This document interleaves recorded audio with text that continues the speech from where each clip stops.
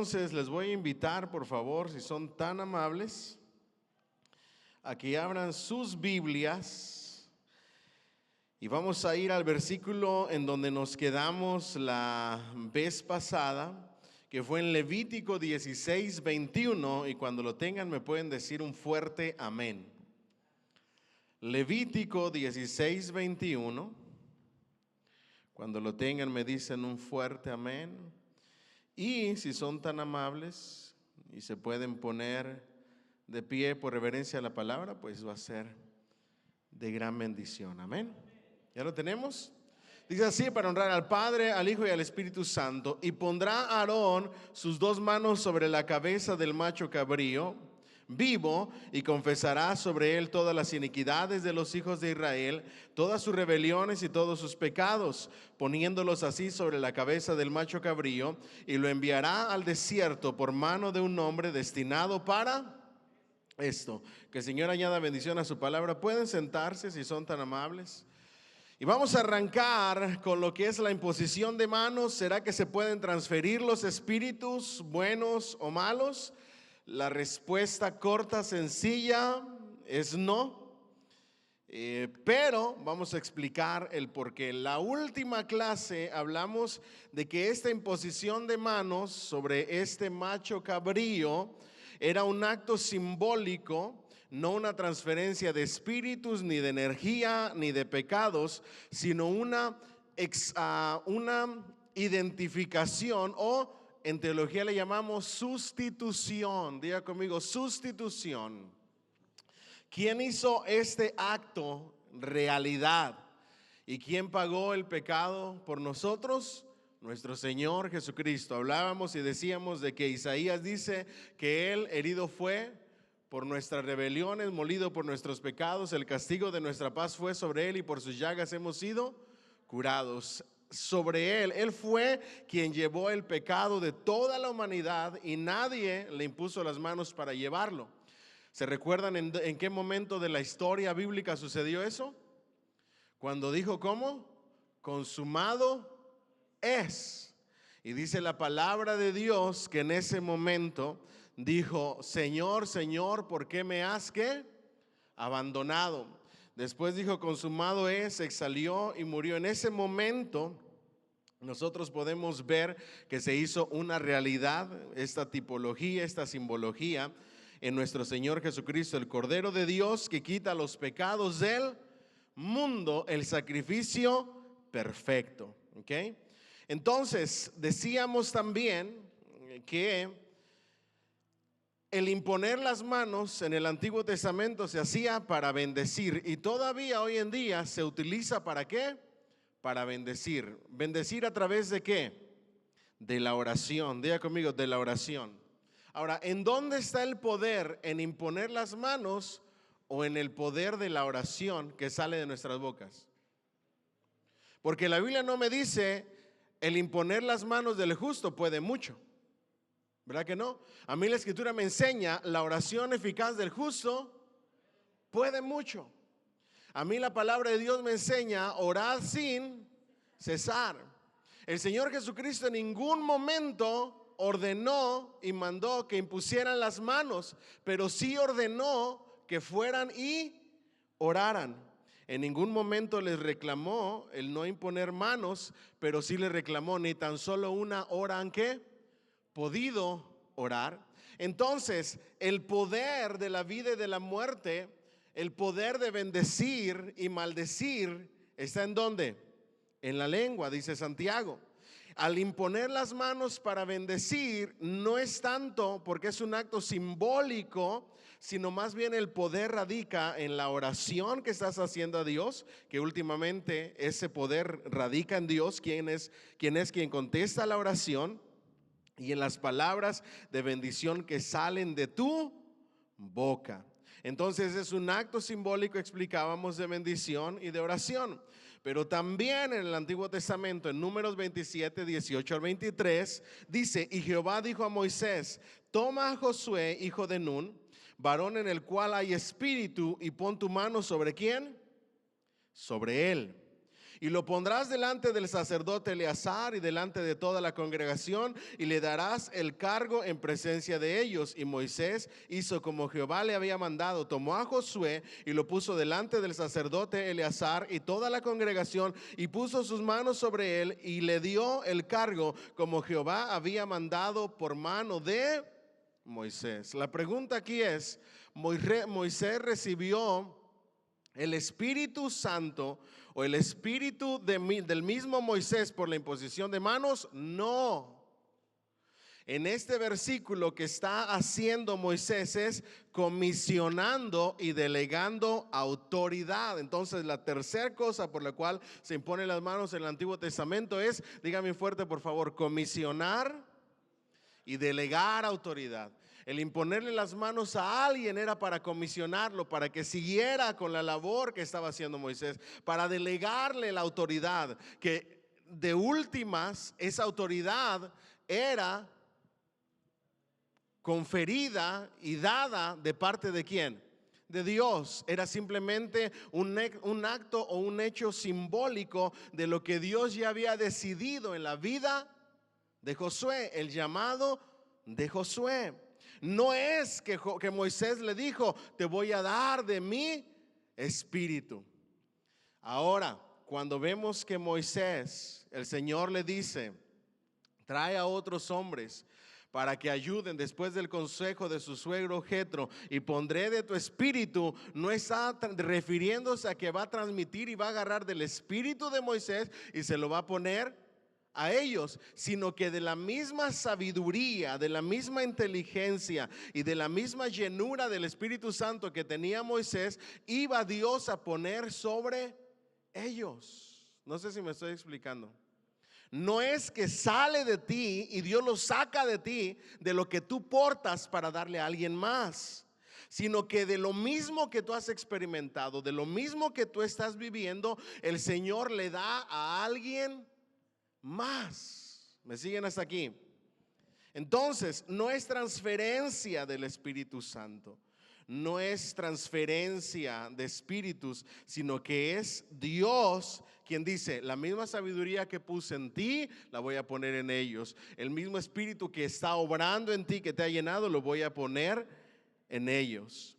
Ahora, Elías y Eliseo, la doble porción de la que tanto se habla, ¿se refiere a transferencia espiritual? No, simplemente que ese llamado a ser profeta, ese Espíritu Santo para ser profeta, iba a ser derramado también sobre Eliseo. Pero no es que se vació Eliseo y dijo, de lo que yo tengo y de la unción que Dios me ha dado, te la transfiero a ti, porque así no funciona. Lo único que hace la palabra de Dios es aclarar que cuando Él escoge, cuando Él ha tomado la decisión de derramar su Espíritu Santo, sus dones espirituales sobre una persona, y esa persona va a dejar su cargo, lo único que está diciendo, este es tu sucesor. Y de la misma manera que lo usé a él, te voy a usar a ti. Pero no se puede prestar la unción. ¿Me siguen aquí? No puedes comprar un saco ungido para que te llenes de la unción del siervo. No significa, y ahora vamos a ir al Nuevo Testamento, que por el hecho de que te impusieron las manos, ya el Espíritu Santo vaya a venir sobre ti, porque no funciona así. Ahorita vamos a ver cómo funciona y qué significa imponer las manos, ¿ok? Vamos ahora al Nuevo Testamento. La imposición de manos en el Nuevo Testamento aparece en varios contextos. Vayan conmigo a Marcos 16, 17 al 18, por favor, y dice así: y estas señales seguirán a los que creen. ¿Okay? ¿A quiénes van a seguir estas señales? Ojo aquí, ¿el creyente sigue las señales o las señales siguen al creyente? Porque parece que no estamos leyendo bien hoy en día. El creyente va detrás de las señales. Óreme, impóngame manos, cánteme más fuerte, grítenme más fuerte, porque pensamos que en la gritería, y diría mi mamá que en el desgalillarnos, Porque así hay quienes gritan, ¿verdad? Se desgalillan. Una cosa es en oratoria y en ministrar, hacerlo con intensidad, con clamor. Eso es bueno. Y la otra es desgalillarse y pensar que la presencia está, entre más fuerte, más grites, más presencia. ¿Ok? Recuerden que Dios se manifiesta como Él quiere y como a Él le place. A veces se va a manifestar con estruendos, en medio de un momento bien intenso, un momento de mucho volumen, pero en algunas ocasiones se va a manifestar no en los truenos, sino en un silbido que apacible. Y la misma gloria de Dios está y se manifiesta como Él quiere y de la manera que a Él le plazca. Se va a manifestar como si fuera estruendo y fuego, pero también se va a manifestar en medio del susurro y en medio del clamor de alguien. ¿Me siguen hasta aquí? Entonces, ustedes y yo seguimos a las señales, ¿o las señales nos siguen? ¿A quién deberías de seguir? ¿Al ministro ungido? ¿Aquel que tiene la unción del santo? Lo que tú quieres y de lo que yo tengo te voy a dar. ¿O ir a la fuente en el lugar secreto y cerrada la puerta, clamar y orar a tu Padre que ve en lo secreto para que Él te llene de su Espíritu Santo y te dé recompensa pública? ¿Ah? Porque hoy yo veo un montón de gente que se sienten que no están espiritualmente avivados y no se sienten llenos, sino andan de evento en evento buscando aquella supuesta unción. Y ese es un problema para el cristiano, por el que la fuente del cristiano, la plenitud del cristiano, la llenura del Espíritu Santo del cristiano está en la comunión y la obediencia y el compañerismo con el Espíritu Santo a través de la intimidad de la oración. La palabra de Dios nos enseña en Apocalipsis que aquí Él está a la puerta, ¿qué? Llamando. El contexto de ese pasaje se refiere a la oración, a la comunión con Dios. Y aquí yo estoy a la puerta y llamo. Si alguno oye mi voz y abre la puerta, entraré a Él, cenaré con Él y Él conmigo. El entrar, el abrir la puerta y el cenar nos habla de compañerismo, nos habla de comunión, nos habla de relación, nos habla de tener tiempo a solas con la presencia de su Espíritu Santo. ¿A quién estamos siguiendo? ¿Estamos siguiendo a los siervos? ¿Estamos siguiendo las señales? ¿Estamos detrás de la gente que nos promete te voy a dar de lo que Dios me ha dado? ¿O estamos detrás del Dios Todopoderoso que nos ha dicho que Él dará de su Espíritu Santo a todo aquel que? No me diga que no lo ha leído. Es lo que le sigue de donde Dios promete que Él va a ser nuestro proveedor. Mira las aves, mira los lirios. Si vosotros siendo malos sabéis dar buenas dádivas a vuestros hijos, porque ¿quién de vosotros le pide un huevo y le da una serpiente? ¿Se recuerdan del pasaje, verdad? Y luego, ¿cómo termina el pasaje? ¿Cuánto más el Señor le dará de su Espíritu Santo a quién se lo pida? ¿Cómo nos llenamos del Espíritu Santo? Pidiéndoselo. ¿Sí ven? No podemos estar todos ahí tristes. Es que nadie me ha orado, es que no he ido a ningún evento, es que no he ido a ninguna reunión donde el Espíritu. No, el mejor lugar es tu lugar secreto. Y estas señales seguirán ¿a quiénes? ¿A quiénes? A los que creen. Necesitamos poner puntos y comas donde van. Y estas señales seguirán a los que creen en mi nombre. No, estas señales seguirán a los que creen. No a los que creen en mi nombre, ¿ok? Sino a los que creen. ¿Qué va a suceder en aquellas vidas de los que creen? En mi nombre echarán ¿qué? Fuera demonios, muy visto en el Nuevo Testamento. Hablarán ¿qué? Nuevas lenguas. Me voy a meter un poquito al hablar en lenguas. El hablar en lenguas es un don espiritual. ¿Ok? El hablar en lenguas se debe de hacer a solas en casa o para ti mismo cuando no hay nadie quien interprete. El hablar en lenguas se refiere a idiomas humanos.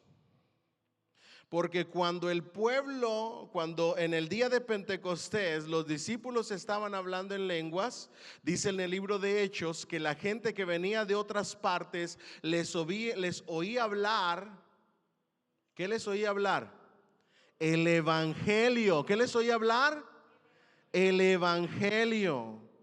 No el evangelio de la prosperidad y decir Dios me dice que te va a dar carro, que te va a dar casa, que te va. No le estaba diciendo con quién te vas a casar. El Señor tiene una sierva para ti. Veo una boda, veo el celular. Ese fue el último video que salió. Un iPhone 7, el Señor me ha 17, perdón, que me va a regalar el iPhone 17 y me dijo que de ustedes va a salir una ofrenda especial para agarrar mi nuevo iPhone 17 para mi esposa y para mí. ¿Cuántos están dispuestos a escuchar la voz de Dios? Y toda la gente diciendo amén. Mire qué cosas, cómo funciona Dios hoy en día. ¿Usted lo cree? Son charlatanes. Dice la escritura que cuando hablaban en lenguas era porque en sus propios idiomas los oían hablar y predicar ¿qué? El evangelio de Cristo. Y hay quienes se atreven a decir que el apóstol Pablo enseñó que había lenguas angelicales, que el ser humano podía hablar. El apóstol Pablo estaba haciendo una hipérbole, una exageración en literatura, y está diciendo si yo hablara lenguas angelicales y tuviera esto. Y si ustedes leen el contexto, después de lenguas angelicales sigue haciendo hipérboles, diciéndonos eso es imposible que suceda. Necesitamos leer la palabra de acuerdo al lenguaje que se está utilizando. No es que nosotros vamos a hablar lenguas angelicales. De hecho, ningún cristiano habla lenguas angelicales. Si alguien habla en lenguas, siempre va a ser idiomas humanos. ¿Me siguen hasta aquí? Ahora, ¿para qué se utiliza el hablar en lenguas? Para la edificación del espíritu. Cuando se interpretan, se convertía en un mensaje para la iglesia. Hoy ya no hay un mensaje para la iglesia, sino la palabra de Dios. Y todo es filtrado a través de la palabra de Dios. No importa si se llame a alguien que dice que tiene profecía, porque en realidad la profecía bíblica hoy en día es la predicación. Pero cualquiera que diga que tiene un mensaje de Dios, una inquietud de Dios, un corazón de Dios, dice en 1 Corintios 14 que haya 2 o 3 sabios, conocedores de la palabra. ¿Para qué? Para que juzguen ¿qué? El mensaje. ¿Ok? Y si no viene de Dios, al filtrarlo a través de la enseñanza de su palabra, no se puede aceptar ese mensaje. En mi nombre echarán fuera demonios. Después hablaremos de las liberaciones. Hablarán nuevas lenguas, tomarán en las manos serpientes, y si bebieren cosa mortífera no les hará ¿qué? Si ustedes leen este versículo en otra versión más explicada o más contemporánea, o ustedes hacen un análisis lingüístico, ¿ok? En hermenéutica, ustedes se van a dar cuenta de lo que dice el pasaje. Se los voy a parafrasear. El pasaje de Marcos está hablando acerca de la persecución de los hijos de Dios. Diga conmigo, persecución. Lo que Marcos está diciendo, si alguien les obligara a beber veneno, si alguien les pusiera serpientes venenosas en sus manos en medio de la persecución, Dios puede hacer milagros para que no les haga daño. No significa, agarren serpientes y coman cosas mortíferas para ver si sí funciona. Marcos está diciendo, si alguien les obliga en la persecución a hacer esto, y el mayor ejemplo lo vemos en el apóstol Pablo. ¿Se recuerdan cuando llegó a la isla de Malta? ¿Qué pasó en esa isla? Dice que lo mordió una serpiente venenosa, y los de la isla estaban esperando a que se muriera, porque nadie había sobrevivido a una mordedura de esa serpiente venenosa. De hecho, mientras Pablo está reaccionando al veneno, ellos están diciendo, lo están castigando los dioses. Sabrá Dios con qué pecados vendrá y todo lo que ha hecho, porque eso que le ha pasado son castigos de los dioses. Y luego cambian de pensamiento, cambian de opinión cuando ven que pasan las horas y no le pasa nada. Ahora, de ser una persona que estaba siendo castigada por los dioses, terminan diciendo, este verdaderamente o es un Dios o un Dios grande está de su parte. Y dice la escritura que el apóstol Pablo oraba por los enfermos, ¿ok? Y cuando se ora en el judaísmo, en el cristianismo primitivo y en la iglesia de hoy en día, cuando oras por alguien, ¿qué es lo primero que haces? Imponer las manos. ¿En dónde está el poder? En la oración, en la petición, en el clamor. Pero tú quieres que la persona por quien tú oras, por eso le pones las manos, reciba la respuesta a tu oración. El apóstol Pablo oraba y los enfermos eran sanados. Pero si ustedes leen ese pasaje que después vamos a escudriñar, se van a dar cuenta que dice que muchos enfermos venían a los discípulos, que en este caso era Pablo, ¿y quién lo acompañaba? Lucas. ¿Y Lucas era qué? Médico de profesión. Y en ese pasaje nosotros vemos dos clases de sanidad. La primera, las que hacía Pablo por medio de la oración y la petición a Dios, y Dios contestaba su clamor, su petición. Y la otra dice que muchos enfermos eran sanados. Es decir, venían con el médico y el médico les daba recetas para su sanidad. Una especie de remedios. Así es que Dios obra de las dos maneras, a través de la oración y también con buenos remedios. De hecho, dice que uno fue sanado, el jefe de la aldea, dice que tenía una diarrea muy fuerte provocada por un virus, y era esa diarrea, los médicos dicen que era tan fuerte la condición que esa persona tenía, que hay hasta sangrado en esa especie de diarrea. Y cuando Dios lo sanó, la gente se quedó sorprendida. Pero también Lucas les daba consejos médicos y medicinas y remedios para que fueran sanados. ¿A quiénes de los que están aquí les enseñaron que era falta de fe tomarse una pastilla? Levante la mano. A mí me lo enseñaron en mi iglesia en México. Si tú estabas enfermo y te tomabas medicamento o ibas al doctor, te faltaba fe. Porque no estás creyendo que Dios te puede sanar. Era tremendo las enseñanzas con las que yo crecí. Pero en la Biblia vemos que se utiliza tanto la oración. ¿Se recuerdan cuando les expliqué lo que significa unjan con aceite? By the way, ¿me permiten hacer un comercial? Una de las cosas que más disfruté en Washington, D.C., ¿qué creen ustedes que es? El Museo de la Biblia. Todo pastor debería de ir al Museo de la Biblia, todo seminarista debería de ir a la Biblia, al Museo de la Biblia, y todo maestro debería de ir al Museo de la Biblia y disfrutar de esos 5 pisos que hay. Bueno, uno es de comida y 4 para ver un montón de cosas. Pero les voy a decir de las cosas que aprendí, una que me quedé sorprendido. Yo no sabía que la prensa, estudiamos nosotros sobre cómo sale el aceite de olivo, ¿verdad? En usos y costumbres en tiempos bíblicos. Pero ahí tienen los objetos. Imagínense, tremendo. El caso es de que yo no sabía que en el pueblo, en Jerusalén, con los olivos se hacían 3 prensas. ¿Cuántas prensas? 3 prensas. Es decir, echaban los olivos y pasaba el molino.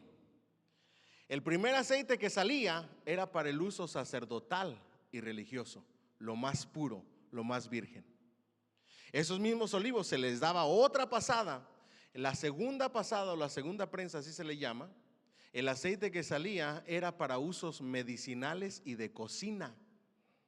Cuando en la palabra nosotros vemos, llamen a los ancianos y únjalos con aceite, sabemos que estaba refiriéndose a aceite ¿qué? Medicinal. La segunda prensa. Y la tercera prensa de esos mismos olivos se utilizaba para las lámparas de aceite. De hecho, me traje una lamparita de aceite de barro con su aceite para prenderla en una prédica porque estaba tan emocionado. Y con esto cierro mi comercial. Yo no sabía, porque nos preguntaron, ¿ustedes saben por qué en las uvas para sacar el vino, en el agar, la gente lo hacía con los pies? El vino representa alegría, representa gozo, representa júbilo, la gente danzaba. Pero ¿por qué con los pies y no con una prensadora? Pues lo hacían con los pies porque la semilla de la uva es muy delicada. Si utilizas una herramienta para aplastarla, se puede romper la semilla y dañar el vino. Y cuando lo haces con los pies, no se rompe la semilla. Por eso lo hacían con los pies. Digan conmigo, impresionante. No, y les puedo contar un montón de cosas más. Pero como voy a hacer podcast enseñando los videos que grabé para los que no puedan ir o X cosa, pues va a estar muy interesante. Así es que los dejo ahí con la espinita para ver si así nos ayudan a ver el podcast. Vamos adelante, all right? Entonces, no les hará daño. Sobre los enfermos pondrán las manos y ¿qué? Entonces, ¿la transferencia de la sanidad está en las manos o es una costumbre que simboliza y representa el deseo y la oración de lo que queremos que suceda en la persona por la cual estamos orando? No se transfiere la sanidad. ¿De quién viene la sanidad? De Dios. ¿Quién es el que sana a los enfermos? Dios. ¿Por las llagas de quién fuimos nosotros sanados? Dios. El imponer las manos es simplemente un símbolo. ¿Vamos bien hasta ahí? De nuestras oraciones, pero no es que a través de nuestras manos fluya la sanidad, porque Dios hace como a Él le place en su soberanía. Y si tú oras por alguien, puede que Dios lo sane, y si no es la voluntad de Dios, puede que se te muera, aunque hayas orado. Y me estoy yendo a los extremos, ¿ok? Vamos adelante.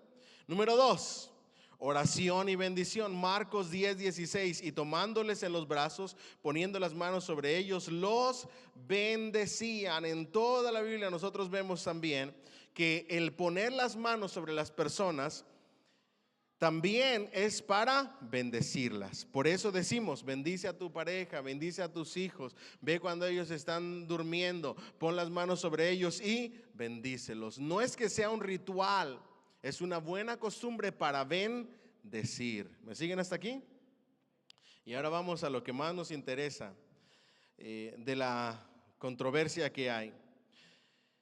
Comisionar, delegar autoridad, ordenar al ministerio, etcétera. Hechos 13:2-3. Ministrando estos al Señor y ayunando, dijo el Espíritu Santo. ¿Quién dijo? ¿Quién dijo, perdón? Entonces, ¿quién llama al ministerio? ¿Quién dice apártame a este?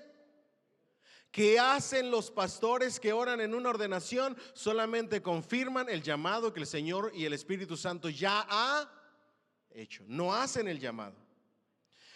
Dijo el Espíritu Santo, apartadme a Bernabé y a Saulo para la obra que les he llamado. Entonces, habiendo ayunado y orado, les impusieron las manos y ¿qué hicieron? Les despidieron. Ayunaron y oraron. Y luego les impusieron la mano. ¿Para qué?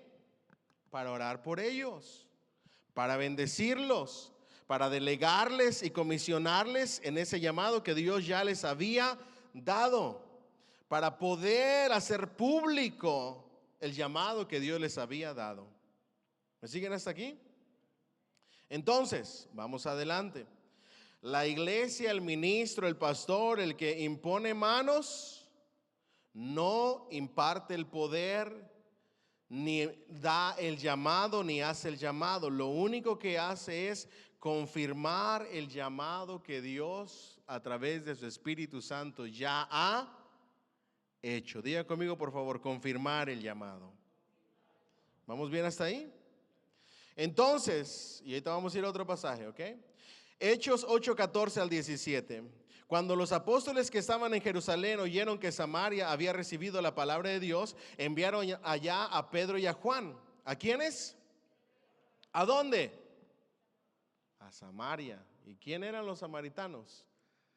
Los mismos judíos que fueron para allá fueron los que rodeaban una larga distancia para no pasar por Samaria. Y Dios les sorprende que también sobre los samaritanos habían recibido ¿qué?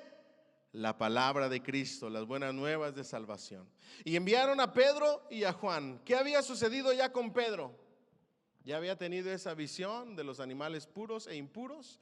El Señor le dice, no llames impuro a lo que yo he santificado, refiriéndose a la expansión del evangelio y la salvación de los gentiles. ¿Vamos bien? Habiendo venido, oraron por ellos para que recibieran ¿qué? el Espíritu Santo, porque aún no habían descendido sobre ninguno de ellos, sino que solamente habían sido bautizados en el nombre de Jesús. Entonces se les imponía las manos y recibían ¿qué? El Espíritu Santo. Les voy a leer lo que dice el comentarista William Berkeley sobre esto. En el judaísmo, la práctica de la imposición de manos era bastante corriente, como ya lo dije antes, y con ella se creía que se transferían ciertas cualidades de una persona a otra. Diga conmigo, no espíritu, ¿okay? No energías, sino que ellos pensaban que se transmitían cualidades. Diga conmigo, cualidades. Cuando una persona sabia, cuando una persona temerosa de Dios, cuando una persona llena de sabiduría te imponía sus manos, una persona humilde, recta, se pensaba y se creía que por el hecho de que esa persona te imponía manos, sus cualidades, ¿sus qué? Cualidades, podía impactar tu vida al momento de orar por ti o de bendecirte.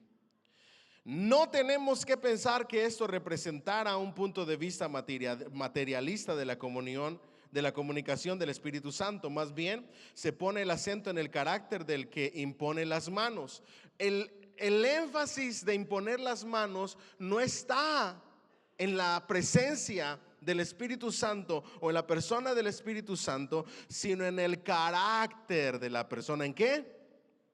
En el carácter. Los apóstoles eran respetados hasta tal punto que el mero hecho de sentir el contacto de sus manos era una profunda experiencia espiritual. Eran siervos de Dios, usados por Dios. Dios hacía milagros y señales a través de ellos. Así es que el solo hecho de que les impusieran las manos, estos apóstoles, estos discípulos, ya era una experiencia espiritual para ellos, sin que signifique que se transfería el Espíritu Santo. ¿Me siguen hasta aquí?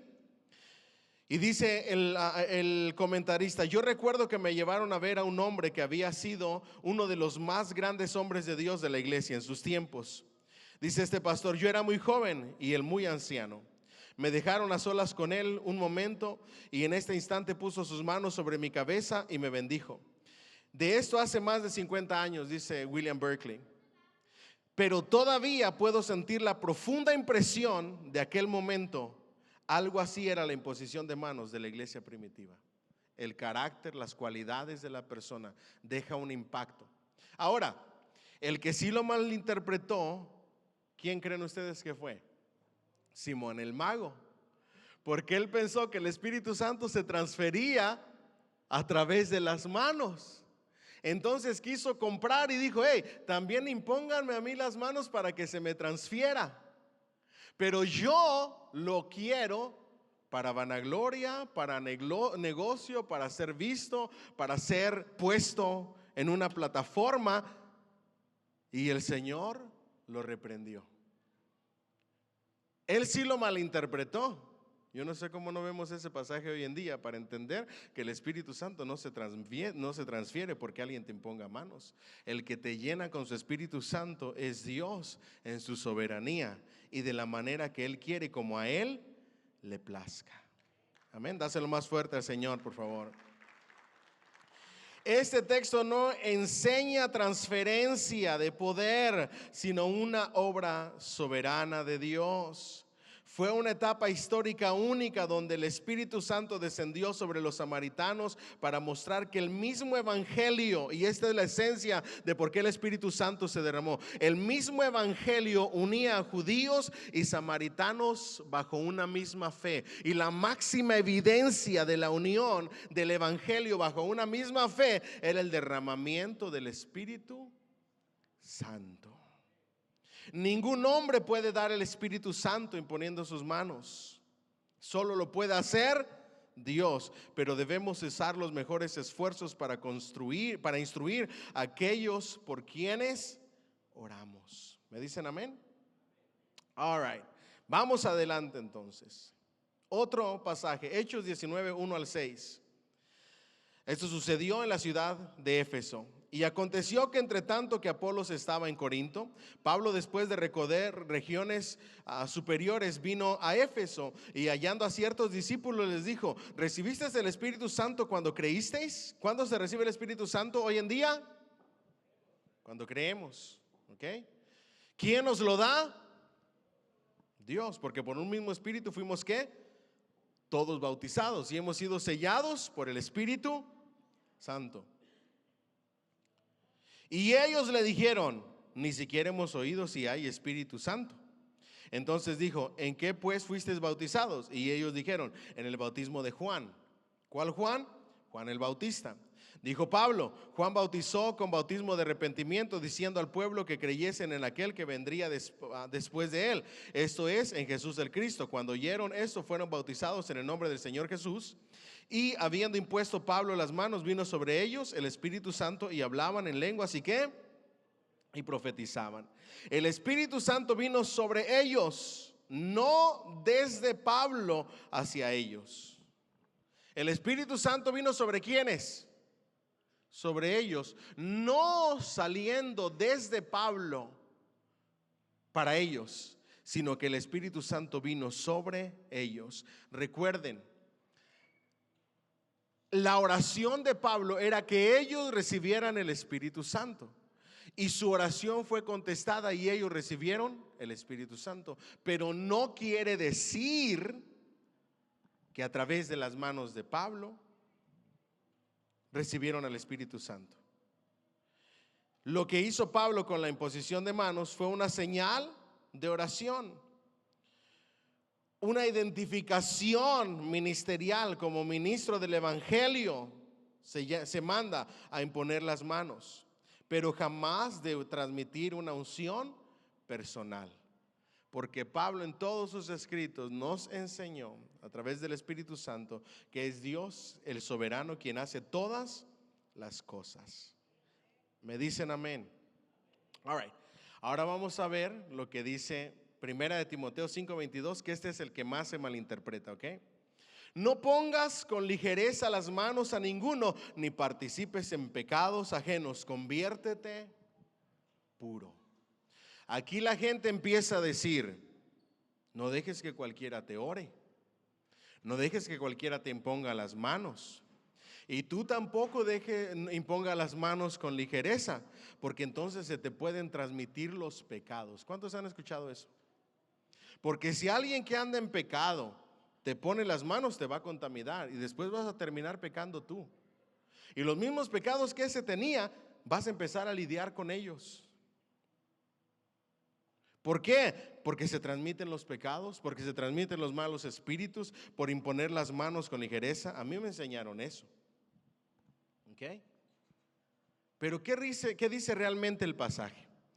En el contexto, en 1 Timoteo 5:22, Pablo le está diciendo a Timoteo: no ordenes al ministerio, al pastorado, con ligereza. Imponer las manos, de lo que está hablando el apóstol Pablo en ese pasaje, es de ordenar ministros al evangelio, de ordenación de ministros, de ordenación de pastores. Cuando dice no impongas las manos con ligereza, lo que está diciendo es: si tú sabes que esta persona no está apta para el ministerio, que está viviendo en pecado, que tiene ciertos pecados con los cuales lucha, no se te ocurre imponer manos con ligereza y decir: no importa, no importa que no esté bien, no importa que esté pecando, no importa que esté haciendo pecados que dañan el testimonio de Cristo.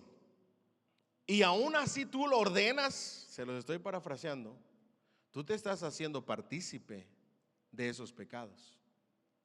No es que se te van a transferir los pecados, sino que las consecuencias terribles que van a venir a la iglesia por tú ordenarlo con ligereza a esa persona, a ese candidato, el daño que suceda por la falta de testimonio también va a ser tu culpa, porque tú lo ordenaste, aún a sabiendas de que esa persona no estaba apta para el ministerio. Nada tiene que ver con transferencia de espíritus. ¿Me siguen hasta aquí? Entonces, ¿A qué se refiere? A la ordenación del ministerio, ¿ok? Al llamado al ministerio. Ahora, lo que sí, el texto no habla de recibir demonios o espíritus ajenos. ¿Me siguen hasta aquí? Lo que sí es que tenemos muchos pasajes donde la Biblia nos enseña que el Espíritu Santo en este aspecto no es un caballero, ¿ok? La palabra de Dios dice que hubo una persona endemoniada, ¿se recuerdan? El Señor lo liberó y dice que ahora la casa quedó limpia, barrida, pero tenía un detallito. ¿Cómo estaba? Vacía, desocupada. Y si esa casa, que es el ser humano, no entra en ella el Espíritu Santo, vienen más demonios y su postrer estado es peor que el que estaba. Pero cuando alguien tiene al Espíritu Santo, el Espíritu Santo no comparte su gloria con nadie. ¿Me dicen amén? El Espíritu Santo no acepta que entren demonios porque nuestro cuerpo es templo y morada del Espíritu Santo. Número 1, no me pueden transferir ni pecados ni espíritus malignos porque mi casa, mi cuerpo, mi corazón ya ha sido lleno por el Espíritu Santo cuando acepté a Cristo Jesús como Señor y Salvador. Número 2, yo no puedo recibir espíritus malignos, ni pueden entrar en mí, porque no es real, no habla de eso, pero no pueden hacerlo porque soy templo y morada del Espíritu Santo. Y donde el Señor, donde el Espíritu Santo de Dios está, ahí hay que libertad. Número 3, yo no puedo recibir ni me pueden transferir pecados ni espíritus malignos. ¿Por qué? Porque he sido sellado con el Espíritu Santo. Y el sello del Espíritu Santo es símbolo de propiedad. En el contexto que Pablo habla del sello del Espíritu Santo, está hablando en el contexto de un puerto donde llegaba el equipaje desembarcando equipajes y posesiones de diferentes personas. Y esos equipajes venían sellados y atados y amarrados con el sello de la familia. Y nadie podía romper ese sello porque ese sello era sello de propiedad, le pertenecen a alguien. Eso es el sello del Espíritu Santo. Nos habla de que somos propiedad de Dios. Y como soy propiedad de Dios, yo no me pueden transmitir ni pecados ni malos espíritus. ¿Me siguen hasta aquí? Ahora, eso no quiere decir que estoy exento a los pecados, porque la vieja naturaleza es el peor enemigo para que yo caiga en ¿qué? En pecado. ¿Qué hace Satanás? Tienta a pecar. Y si yo sigo su anzuelo, entonces voy a pecar. Pero no es porque me hayan transferido pecados o me hayan transferido espíritus. Es porque estoy en una lucha en contra del viejo hombre y Satanás en su astucia me ofrece y me tienta ¿a qué? A pecar. ¿Me siguen hasta aquí? Entonces, ¿eso significa que yo no puedo ser influenciado por espíritus malignos? Sí. Si yo le abro puertas al enemigo y descuido mi vida espiritual, me convierto en una fácil presa ¿de quién? Del enemigo. Después hablaremos de eso. El asunto aquí y el problema aquí es que eso no sucede porque alguien me puso manos, sino por descuido propio. Y no es posesión, sino influencia. ¿Vamos bien hasta ahí? All right. Entonces, ni lo bueno ni lo malo se transfiere por imposición de manos. Es simplemente un simbolismo que representa diferentes cosas. ¿Me siguen hasta aquí? All right. Ahora, entonces la pregunta es, ¿cómo se recibe el Espíritu Santo? Porque de lo que queremos hablar es de recibir al Espíritu Santo, ¿verdad que sí? Bueno, vamos a ver qué dice la Biblia. Anótelo ahí, por favor, o vayan conmigo a Efesios 5:18 al 21. ¿Cuáles son las condiciones para recibir al Espíritu Santo? No os embriaguéis con vino, en lo cual hay ¿qué? Disolución, no desilusión. Los desilusionados sí toman, pero el vino no provoca desilusión. ¿ok? Sino disolución. Antes bien sed ¿qué? ¿Sed embriagados por el Espíritu Santo o llenos? Entonces, ¿existe la embriaguez espiritual? No existe. No hay un solo pasaje bíblico que diga, es que estaba ebrio espiritualmente. ¿Por qué? Porque los dos pasajes que se usan se malinterpretan. Uno, en el día de Pentecostés. ¿Quiénes decían que estaban ebrios? Borrachos. Los fariseos, los enemigos del evangelio, los enemigos del cristianismo. Las otras personas, unas se maravillaban, otras estaban llenas de temor, otras estaban impactadas. Pero los que dijeron que estaban borrachos eran los enemigos del evangelio. ¿Para qué? Para minimizar lo que estaba sucediendo, para opacar lo que estaba sucediendo y para decir, no les hagan caso, están borrachos. No es que el Espíritu Santo se manifieste como un borracho. No, es que yo, cuando el Espíritu Santo me llena y me toca, ando como borracho, no sé de mí y me pierdo. Eso no está en la Biblia.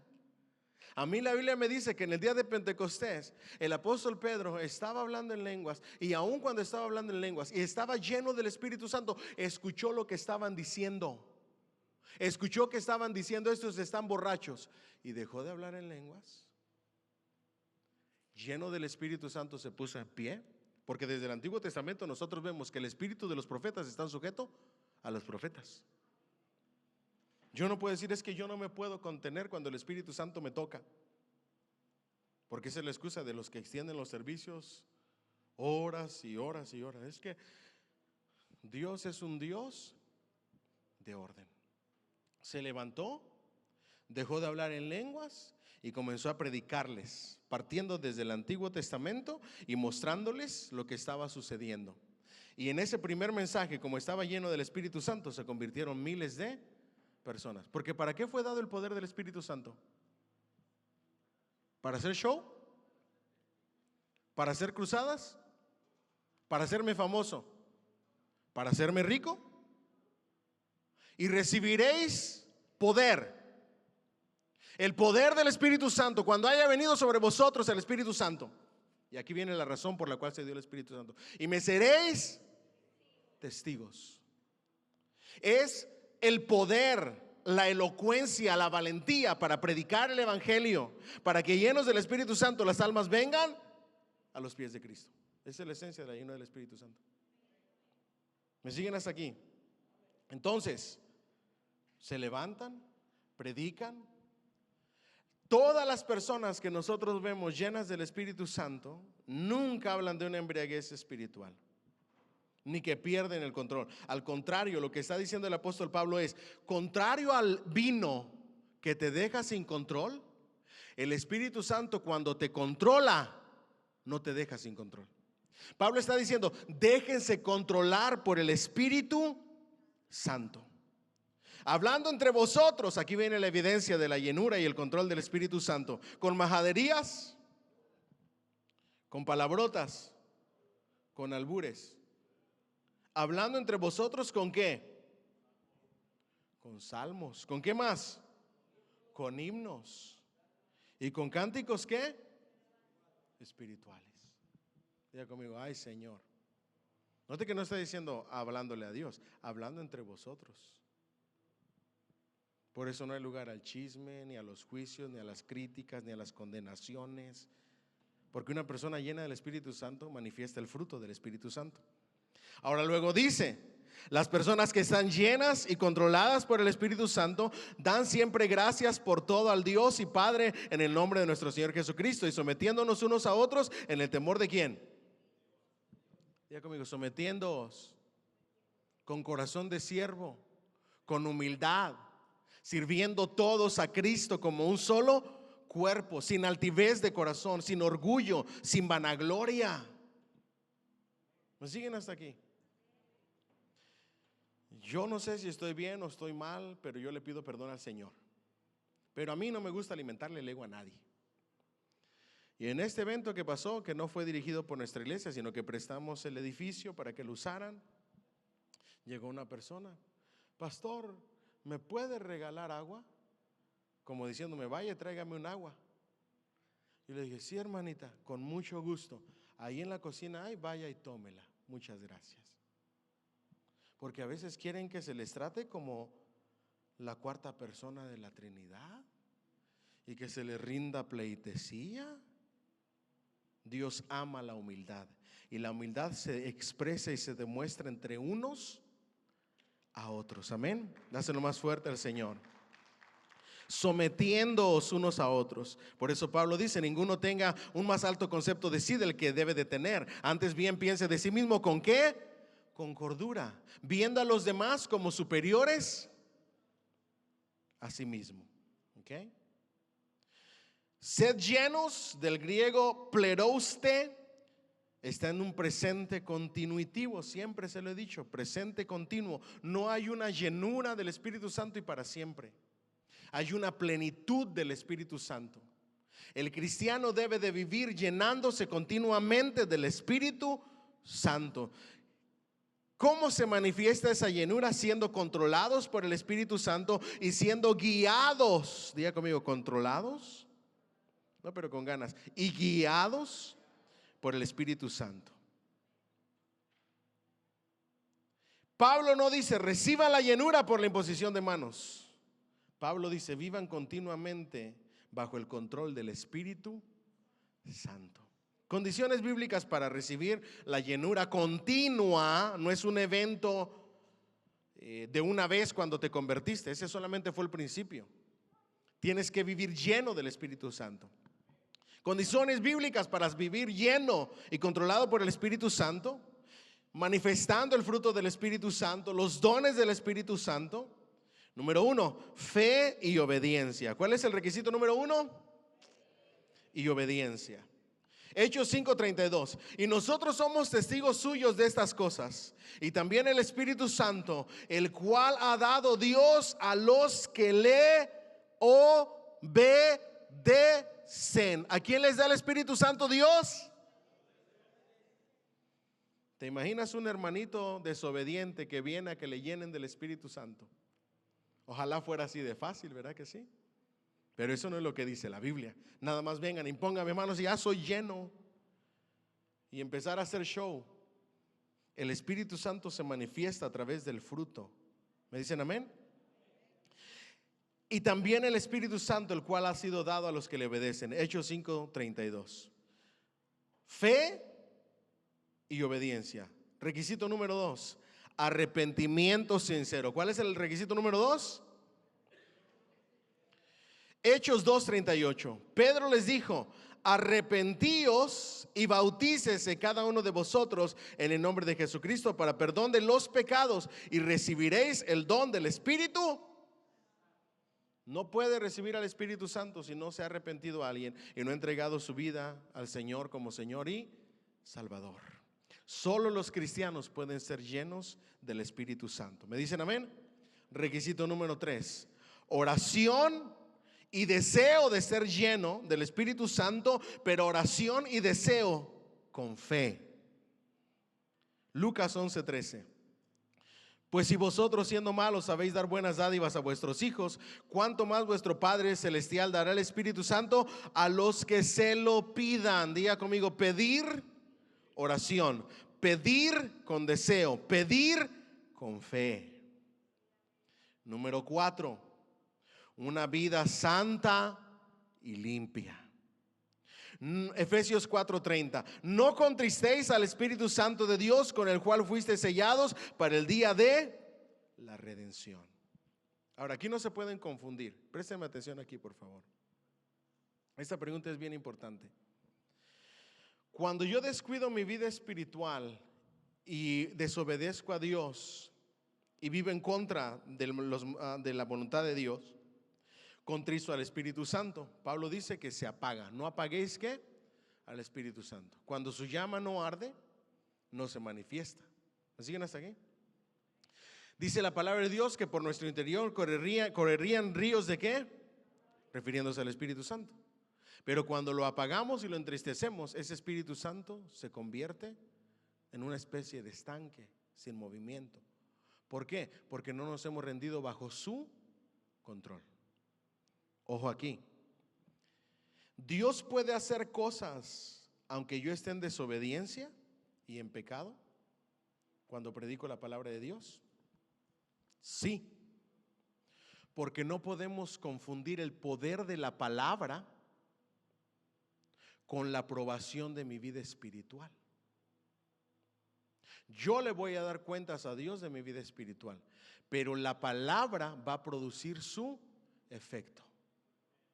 Venga de quien venga, porque la palabra es palabra.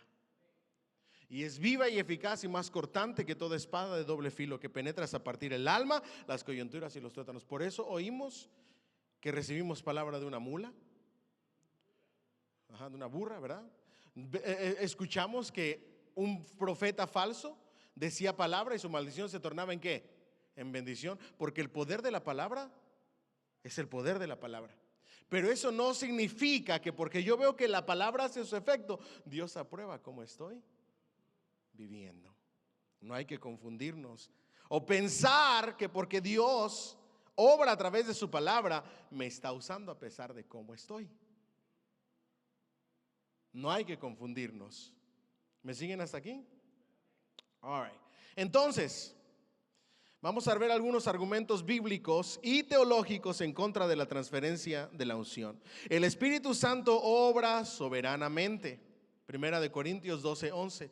Pero todas estas cosas las hace uno y el mismo Espíritu, repartiendo a cada uno en particular como Él quiere, no como a mí me plazca, como Él quiere. Primera de Corintios 12:11.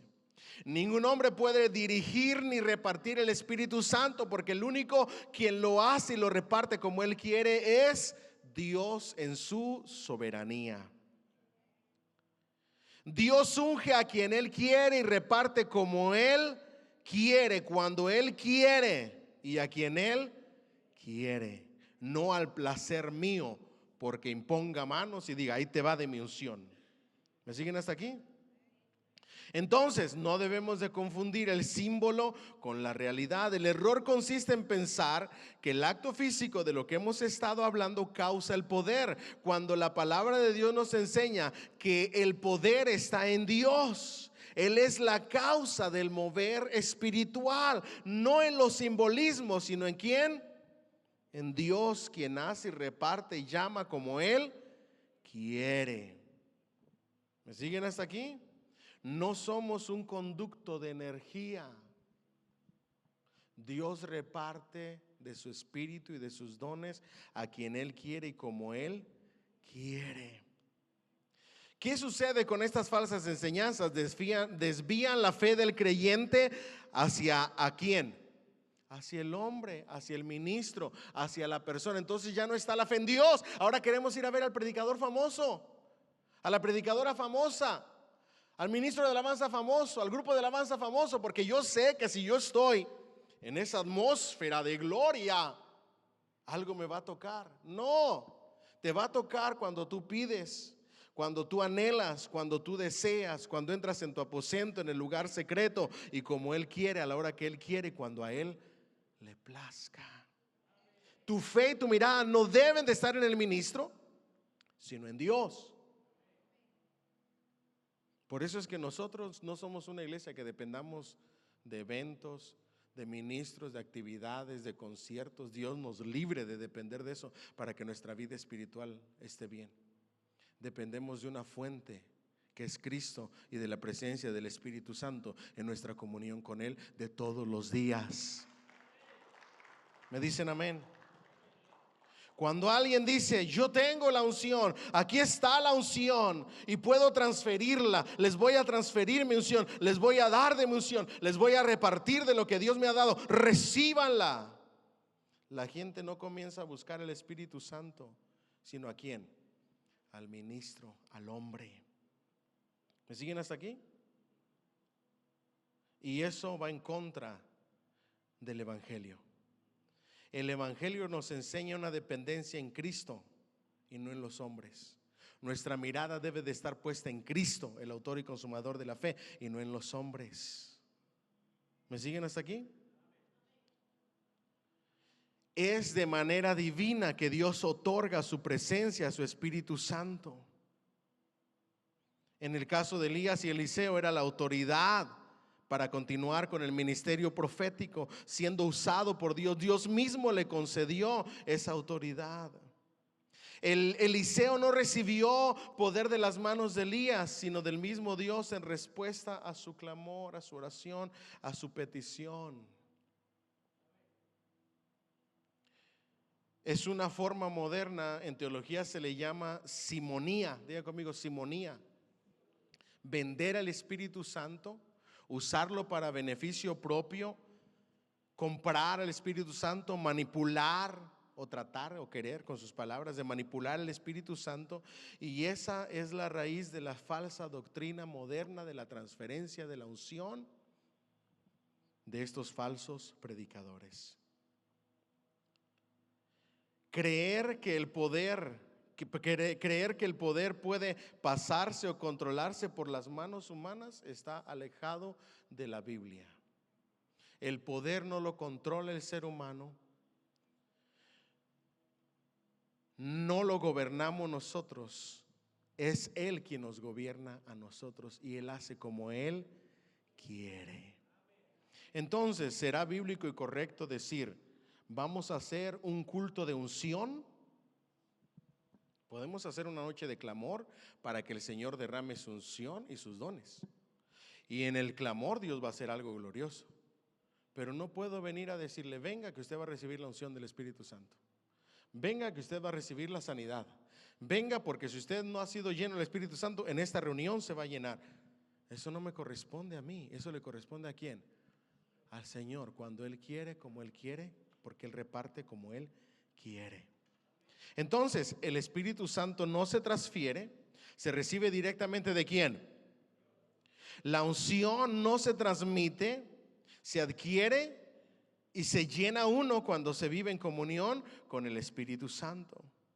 La imposición de manos no imparte el poder, sino solamente reconoce públicamente lo que Dios ya ha hecho, o el anhelo y la petición del corazón del que ora, de lo que Dios va a hacer sobre esa vida, sobre esa persona. La verdadera llenura no se busca en eventos emocionales y en reuniones específicas, sino en una vida de santidad, oración y obediencia diaria. Diga conmigo, una vida de santidad. Dáselo fuerte al Señor, una vida de santidad, una vida de oración y una vida de obediencia. Ahora, no me vayan a malentender. No es malo que usted vaya a los conciertos, a las cruzadas, a las conferencias. Es muy bueno, va a aprender, va a tener una experiencia bien bonita. Yo le animo a que vaya, pero vaya con el corazón correcto y la mirada correcta. No vaya diciendo, aquí yo me voy a restaurar. Yo necesito una reunión para ser restaurado. Aquí yo voy a hacer mi nuevo comienzo porque necesito. Si alguien me da una palabra, eso es señal. No le pide esa clase de señales absurdas al Señor. Dígale que Él le hable directamente, sin intermediarios, a través de su palabra, a su mente y a su corazón, en intimidad con Él. Y Él lo va a hacer. Amén. Porque el Señor es el Espíritu, y donde el Espíritu de Dios está, ahí hay ¿qué? Libertad. Segunda de Corintios 3:17. Amén. Déjenme ver cuánto tiempo tengo. Yo les dije que nos íbamos a ir tranquilos, ¿verdad? All right. ¿Están listos para el siguiente tema? El poder del nombre de Jesús, la sangre de Jesús y la palabra. El poder del nombre, la sangre y la palabra. Usos inadecuados y los usos correctos bíblicamente. ¿Qué significa? Vamos a empezar por el nombre de Jesús. Diga conmigo, el nombre de Jesús. ¿Qué significa un nombre en la Biblia? Según el diccionario bíblico Vine o Vine, nombre viene del griego ónoma y no se refiere simplemente a una palabra o un sonido sagrado, sino al carácter, autoridad, reputación y representación legal. Diga conmigo, carácter, autoridad, reputación, y en muchas ocasiones se usaba para representación legal. Por eso es que en la Biblia, específicamente en el Antiguo Testamento y una que otra ocasión en el Nuevo Testamento, el Señor cambiaba ¿qué? Los nombres, ¿verdad? Porque tenían que ver y estaban relacionados con el carácter, con la autoridad, con la reputación, etcétera. ¿Okay? Hoy en día yo puedo cambiar nombres porque también por ahí anda un predicador diciendo, ese nombre no me gusta, te voy a poner fulanito de tal. Y los hombres llorando porque les cambiaron el nombre, porque fue Dios quien se los cambió. No, aquí vamos a hablar del nombre, sobre todo nombre, ante el nombre de quien se doblará toda rodilla, el nombre de Jesús. Amén. Entonces, invocar el nombre de Jesús significa apelar a su persona. ¿Apelar a qué? Mencionar y decir el nombre de Jesús significa apelar a su persona, apelar a su autoridad. Diga conmigo, Jesús, autoridad. Jesús, la persona de Jesús. Jesús, apelar a su obra redentora. Diga conmigo, obra redentora. Autoridad redentora. Autoridad para salvar. No pronunciarlo como fórmula mágica. ¿Me siguen hasta aquí? Hablamos de la persona más que del nombre. El nombre nos habla de su persona, de su autoridad y de su obra redentora. No utilizarlo como amuleto o estar con el dolor de cabeza diciendo, ay, es que no dije en el nombre de Jesús, pastor. Mientras tengas en mente la persona, no es una fórmula mágica, no es un amuleto. Lo debemos de mencionar porque al mencionarlo hablamos de la persona, de la autoridad y la obra redentora de Cristo. ¿Me dicen amén? Juan 14, 13 y 14. Y todo lo que pidieres al Padre, ¿en quién? En mi nombre, bajo mi autoridad, bajo mi obra redentora, porque el Padre, cuando le pedimos a Él en el nombre de Jesús, ¿a quién ve? ¿Quién está en medio?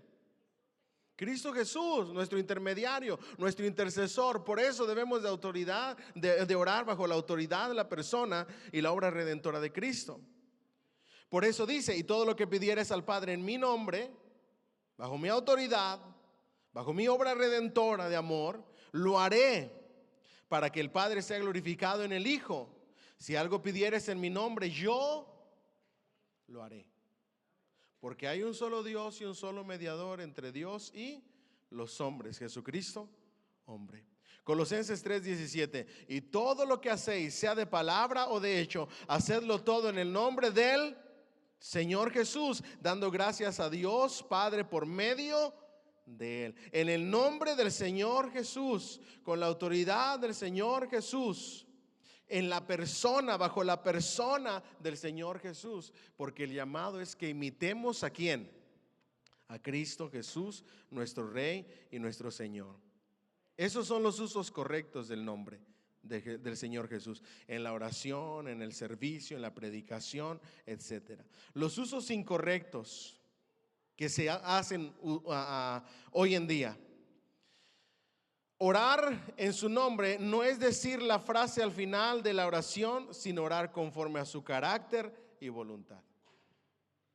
Una oración que contesta el Señor en el nombre de Jesús no es solamente por el amuleto del nombre y pensar que ya en el nombre de Jesús y fue sellada la oración, porque ese es el poder del nombre del Señor. No, porque no es un amuleto. Orar en el nombre de Jesús significa orar conforme a la voluntad del Señor Jesús, conforme al carácter del Señor Jesús, la vida y los consejos del Señor Jesús. Eso significa orar en el nombre de Jesús. Porque yo puedo orar muchas cosas que no son como conviene, dice Santiago, porque piden y no reciben. Porque piden ¿qué? Mal. Yo puedo orar mal y en el nombre de Jesús. ¿Y Dios va a contestar solamente porque dije en el nombre de Jesús? El poder no está en el nombre como amuleto, sino en la persona, orando bajo la voluntad de Dios, de Cristo, y con el carácter de Cristo, no pidiendo mal. ¿Por qué? Porque Cristo es el único mediador. Eso es en la oración. Número 2, también, esto ya es lo correcto, nosotros debemos de predicar y sufrir en el nombre de Jesús, pero por la causa de Cristo. ¿Me dicen amén? Si es necesario que seamos entregados a la muerte por la predicación del Evangelio de Cristo, lo vamos a hacer. Hechos 4, 18 al 20 dice: y llamándolos les intimaron que en ninguna manera hablasen ni enseñasen en el nombre de ¿quién? ¿Qué significa eso? ¿Que hay poder solamente en el nombre o en las enseñanzas del Maestro Jesús, del Mesías Jesús? Porque no es como amuleto. Ese es el problema que yo tengo con las canciones de hoy, porque piensan que usar el nombre de Jesús lo usan como amuleto, y no es un amuleto. Cuando dice no enseñen en el nombre de Jesús, significa las enseñanzas de Cristo, el evangelio de Cristo. Mas Pedro y Juan respondieron diciendo: juzgad si es justo delante de Dios obedecer a vosotros antes que a Dios, porque no podemos dejar de decir lo que hemos visto y oído. Esa es la esencia del nombre de Jesús, lo que Él ha hecho, lo que hemos visto, lo que hemos oído, la transformación en nuestras propias vidas. Y ellos salieron, Hechos 5:41, de la presencia del concilio gozosos de haber sido detenidos, tenidos por dignos de padecer afrenta por causa del nombre. ¿Dónde está el poder? ¿En la persona de Cristo? ¿En la obra de Cristo? ¿En el llamado de Cristo? ¿En la comisión de Cristo? ¿O simplemente mencionarlo por mencionar su nombre? Porque ellos se sentían alegres y contentos de haber sido vituperados y maltratados por la causa del nombre de Cristo. Y hoy en día hay muchísimos cristianos que usamos quizá muchísimo el nombre de Cristo, pero que no estamos dispuestos a sufrir por Él, que no estamos dispuestos a predicar, que no estamos dispuestos a enseñar, que no estamos dispuestos a sacrificar, ni a tener como sumo gozo el sacrificar nuestras vidas para dedicar nuestras vidas a Él. De nada nos sirve decir en el nombre de Jesús, que Cristo Jesús, si no estamos viviendo para Él. Y yo creo que la iglesia necesitamos prestar mucha atención en eso, vivir para Cristo, bajo su señorío. ¿Alguien dice amén? Algunos padres de la iglesia, como Crisóstomo, decía: el nombre de Cristo es la bandera bajo la cual el creyente sufre. El nombre de Cristo es la bandera bajo la cual el creyente, ¿qué hace? Sufre, se sacrifica, muere a sí mismo, toma su cruz. Eso es lo que conlleva el nombre de Cristo, no es una palabra mágica. El nombre de Cristo nos habla de lealtad a la persona de Cristo. Define que somos verdaderos discípulos, discípulos que se niegan a sí mismos. Eso es el poder y la autoridad del nombre de Cristo, no simplemente usar su nombre y ya. La salvación en su nombre, Hechos 4:12, y en ningún otro hay salvación, porque no hay otro nombre bajo el cielo dado a los hombres en que podamos ser ¿qué?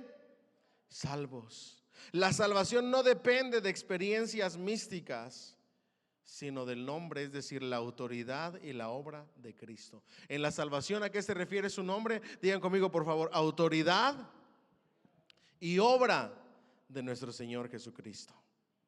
¿Me dicen amén? Ahora, también el nombre nos habla de autoridad delegada para ministrar. Lucas 10:17, y volvieron los 70 con gozo diciendo: Señor, aún los demonios se nos sujetan en tu nombre. Hechos 3:6, mas Pedro dijo: no tengo plata ni oro, pero lo que tengo te doy. En el nombre de Jesucristo de Nazaret, levántate y anda. Bajo la autoridad de Cristo, con el poder de Cristo, no en mi propia fuerza, ni utilizándolo como amuleto, sino por la obra redentora y la autoridad de la persona de nuestro Señor Jesucristo. Hechos 16:18, dijo: te mando en el nombre de Jesucristo que salgas de ella, y salió en aquella misma hora. Los apóstoles no usaban el nombre como poder propio, es decir, no pensaban y decían: si yo uso el nombre, yo estoy lleno de poder. Usar el nombre de Cristo Jesús es usar la autoridad de Cristo Jesús, y Él nos dio el privilegio de hablar, predicar, enseñar y hacer uso de esa autoridad, porque es una autoridad delegada, pero no depende de mí, no es mi poder, sino es el poder de la persona de Cristo Jesús nuestro Señor. ¿Me dicen amén? Dale más fuerte ese aplauso al Señor. Ánimo. Autoridad delegada dentro de la misión que el Señor me ha dado. El poder del nombre reside en Cristo Jesús mismo, en su persona, no en quien lo pronuncia. ¿Sí quedó claro o no? Está en la persona de Cristo, no en quien lo pronuncia, decía el gran teólogo R.C. Sproul. Vivir bajo su nombre. ¿Qué significa esto? Colosenses 3:17. Y todo lo que hacéis, hacedlo todo en el nombre del Señor Jesús, dando gracias a Dios Padre por medio de Él. El nombre de Jesús define la esfera de autoridad de la vida cristiana. La autoridad y el poder para servirle es por la obra de redentora de Cristo. Por eso todo lo que yo hago, lo hago en el nombre del Señor Jesús, para el Señor Jesús y por causa del Señor Jesús, porque Él fue quien me rescató. Carlos Spurgeon, el gran predicador, dijo así: el nombre de Jesús es llave que abre el corazón de Dios por la persona y la obra redentora de Cristo, no por lo que tú y yo nos merezcamos. Ahora, antes de ir a la sangre de Jesús, ¿cuáles son los usos incorrectos del nombre de Jesús? Usar el nombre de Jesús como un conjuro. En Hechos 19, 13 al 16 muestra que los hijos de Seba usaron el nombre sin estar bajo el Señor del nombre, bajo la autoridad del Señor del nombre. ¿Se recuerdan? En el nombre de Jesús, el que predica Pablo, sal fuera. Ahí nos damos cuenta de que el poder no está solamente en el nombre, sino en la autoridad delegada, viviendo bajo el señorío y el gobierno de nuestro Señor Jesucristo, nuestro Redentor. Los demonios no se sujetan ante el nombre, sino ante la autoridad de Cristo, de una persona que entiende que ha recibido una autoridad delegada, y al final de cuentas quien lo hace es Cristo mismo, no es un amuleto, porque si no resultarás avergonzado y derrotado. ¿Me dicen amén? No es superstición religiosa. No es una manipulación espiritual para darle órdenes a Dios o al Espíritu Santo utilizando el nombre de Jesús, como hacen muchos predicadores. Esto va a suceder ahora en el nombre de Jesús. ¿Y quién eres tú para decirle ahora? Si Él hace como a Él le place y a la hora que Él quiere. Y pensamos que por sellarlo en el nombre de Jesús ya se va a hacer nuestra voluntad y nuestras órdenes se van a hacer realidad. Otro uso incorrecto es usar el nombre fuera de su propósito. Por ejemplo, hay quienes dicen: en el nombre de Jesús declaro riquezas, fama, poder, una gloria postrera, mayor poder de gloria. Y empiezan y piensan que por decir en el nombre de Jesús ya va a ser hecho. Pero están diciendo cosas fuera del propósito de Dios. Porque Jesucristo no vino a prometer cosas materiales, sino cosas celestiales. Es más, no vino a anunciar un reino terrenal, sino un celestial. Jesús dijo que el propósito es que el Padre sea glorificado. En su nombre el Padre es ¿qué? Glorificado. Número 3, un uso incorrecto: usar el nombre de Jesús sin obediencia. Sin obediencia bajo el señorío de Cristo no hay autoridad delegada. No importa que digamos en el nombre de Jesús. ¿Me siguen hasta aquí? Dios obra en la autoridad delegada cuando vivimos bajo su señorío en obediencia.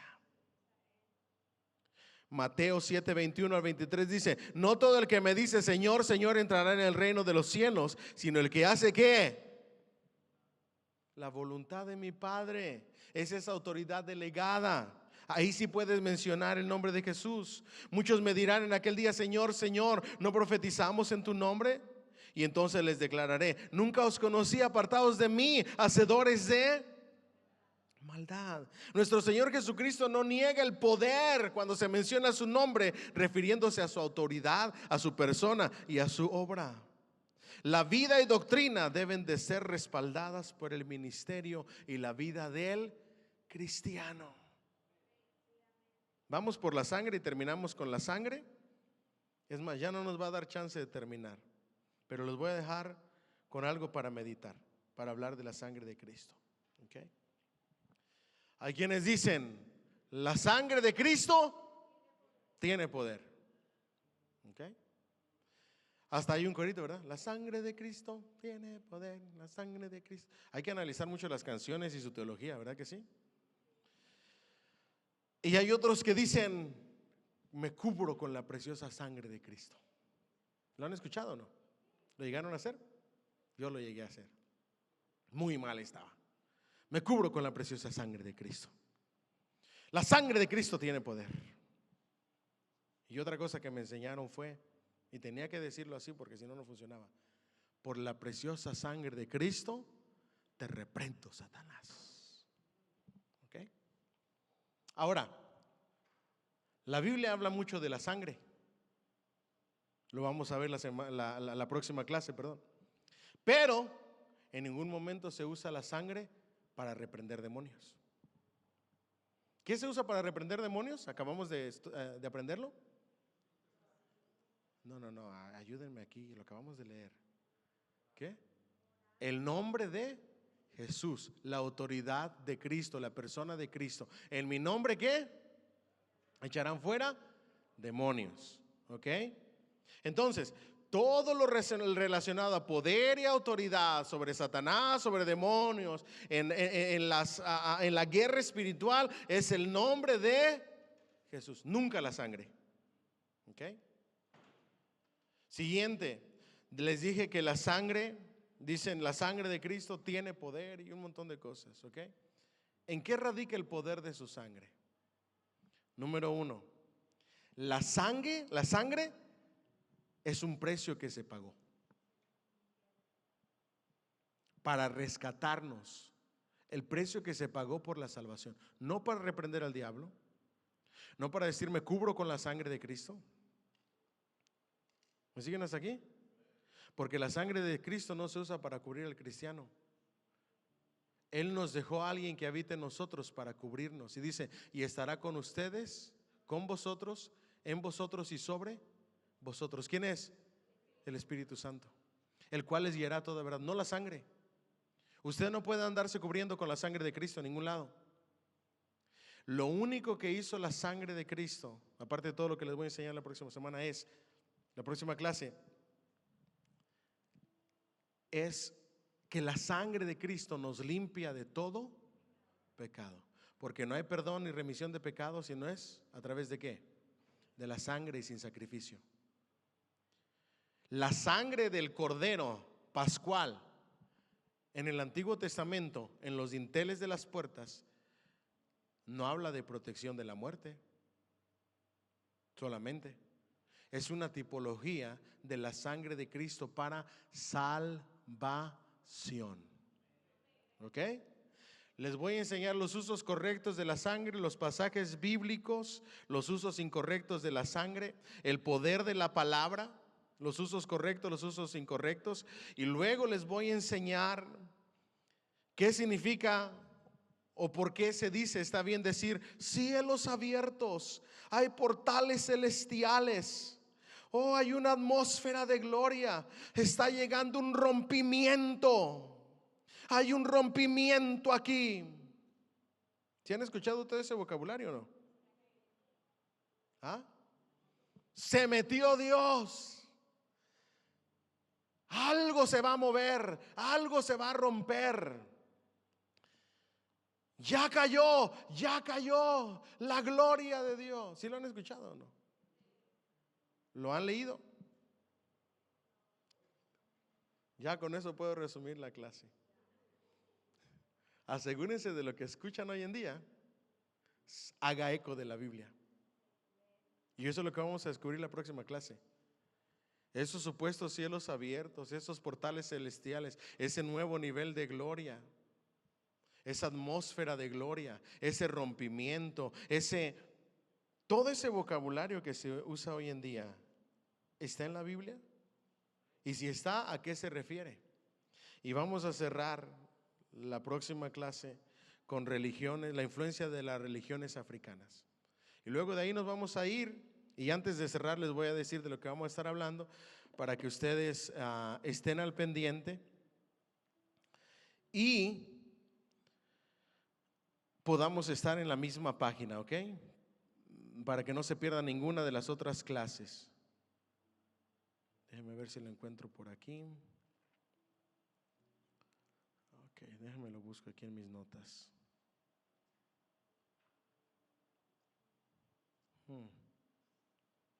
A ver si no les quedo mal.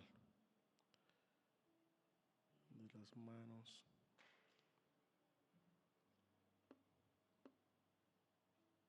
Es que tengo tantas notas, mis hermanos, que ay, Dios mío. A veces se dificulta encontrar una.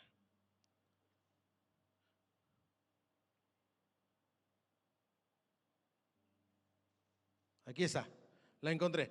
El poder de la sangre, el nombre y la palabra, la legalidad espiritual, ¿ok?